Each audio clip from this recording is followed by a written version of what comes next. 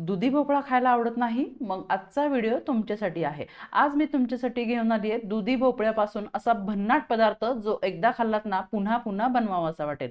आज आपण बनवणार आहोत दुधीचे असे मऊ चविष्ट घावणं किंवा उत्तप्पा, हवं तर धिरडं म्हणा, जे खायला इतके टेस्टी लागतात की यामध्ये दुधी भोपळा आहे की नाही हे कळणारच नाही। आणि यासोबतच झणझणीत चटपटीत हॉटेल स्टाईल चटणी करणार आहोत। ना जास्त मेहनत ना जास्त वेळ, झटपट होणाऱ्या या हेल्दी रेसिपीला सुरुवात करूया। यासाठी सर्वप्रथम एका लहान मिक्सरच्या भांड्यामध्ये 3 हिरव्या मिरच्या, 4 ते 5 लसूण पाकळ्या, 1 चमचा जिरं आणि पाव चमचा ओवा असं मिश्रण आपण वाटून घेणार आहोत। एका बाउलमध्ये 1 वाटी बारीक रवा घ्यायचा आहे। यासोबतच पाव वाटी इतकं तांदळाचं पीठ घ्यायचं आहे।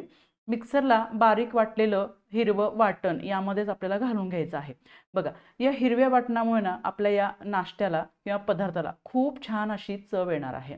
यानंतरच 1 वाटी आपण रवा घेतला होता बारीक, तर 1 वाटी इतकंच आपल्याला दही घ्यायचं आहे। हे दही गोड घ्यायचं आहे, घट्टसर दही घ्यायचं आहे। यामध्येच आपल्याला थोडंसं पाणी मिक्स करून ते पाणी याच्यामध्ये ॲड करायचं आहे।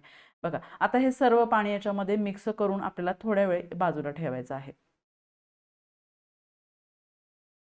दुसरीकडे एक दुधी मी अशा प्रकारे धुवून घेतला आहे। हा मी कोवळा आणि ताजा असा दुधी घेतलेला आहे। बघा, दुधी कट करताना ना जेवढा आवश्यक आहे तेवढाच घ्यायचा। या दुधीची साल काढून टाकायची आहे। तर आता दुधी भोपळ्याची भाजी बऱ्याच जणांना आवडत नाही। त्यांनी असा दुधीचा टेस्टी पदार्थ नक्की करून पहा। मित्रमैत्रिणींनो, घरचे सुद्धा एकदा खाल्ल्यानंतर पुन्हा पुन्हा हा पदार्थ करायला सांगतील। सर्व दुधी अशा प्रकारे सोलून घ्यायचा आहे।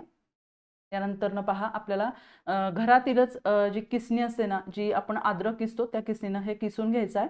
भोपळा बघा आयुर्वेदिकदृष्ट्या महत्त्वपूर्ण आहे। यामध्ये फायबरचा स्रोत आहे, हृदयविकार दूर ठेवतो, वजन कमी करण्यास मदत करतो, शरीरातील उष्णता कमी करतो।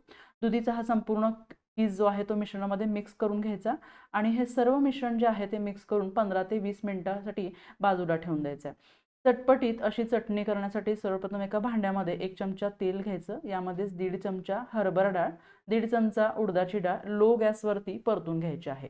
खूप तेल तापलं की डाळी करपतात, तेव्हा पटकन आपल्याला ह्या काढून घ्यायच्या आहेत।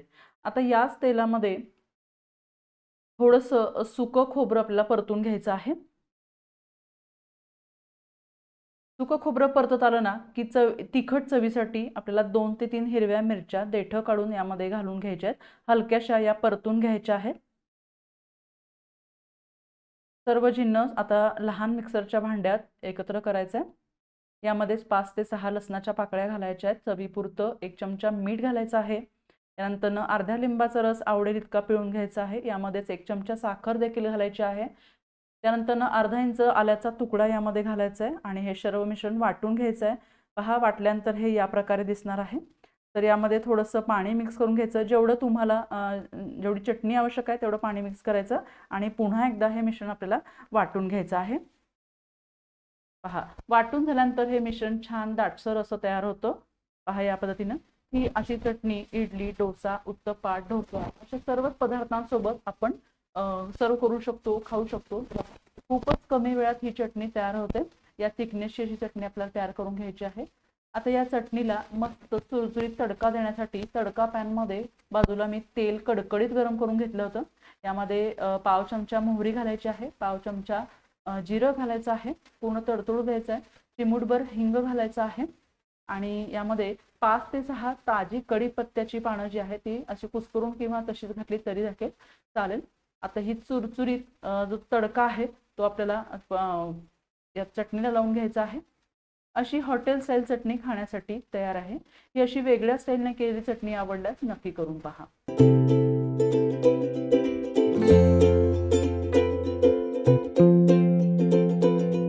दुधी भोपळ्याचे आणि रव्याचे हे मिश्रण घालून दही घालून 15 ते 20 मिनिटं ठेवल्यानंतर छान फुलून आले आहे। यामध्ये सोडा आणि इनो घालायची गरज नाही। जर तुमचं मिश्रण फुललं नाही ना तर पाव चमचा सोडा यामध्ये घालू शकता।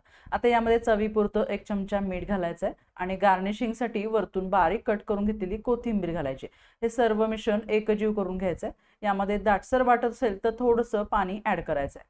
त्यानंतर बघा, असं मिश्रण आपल्याला हवं आहे। आता आपल्याला तव्यावरती हे मिश्रण टाकून घ्यायचं आहे। त्यासाठी तवा तापल्यानंतर तेल थोडंसं घालून घ्यायचं आणि यावरती हे मिश्रण होईल तेवढं पातळसर पसरून घ्यायचं। मीडियम गॅसवर आपल्याला हे शिजू द्यायचं आहे, कारण यामध्ये दुधी घातल्यामुळं 1 ते 1.5 मिनिटं एक बाजू परतून घ्यायची आणि मगच पलटून दुसरी बाजू देखील छान परतून घ्यायची आहे. यावेळी वरतून लावण्यासाठी तुम्ही तुपाचा देखील वापर करू शकता किंवा तेलाचा. मस्त असा नाश्ता किंवा डाएट करत असाल तर जेवणासाठी सुद्धा असा हा पदार्थ तुम्ही खाऊ शकता. जर तुम्हाला ही दुधीची भन्नाट रेसिपी आवडली असेल तर व्हिडिओला लाईक करा, शेअर करा आणि अशाच झटपट, टेस्टी आणि हेल्दी रेसिपीसाठी आपल्या हर्षदास फूड किचन चॅनलला सबस्क्राईब करायला विसरू नका आणि कमेंट करून नक्की सांगा तुम्ही ही रेसिपी करून पाहणार आहात का? धन्यवाद.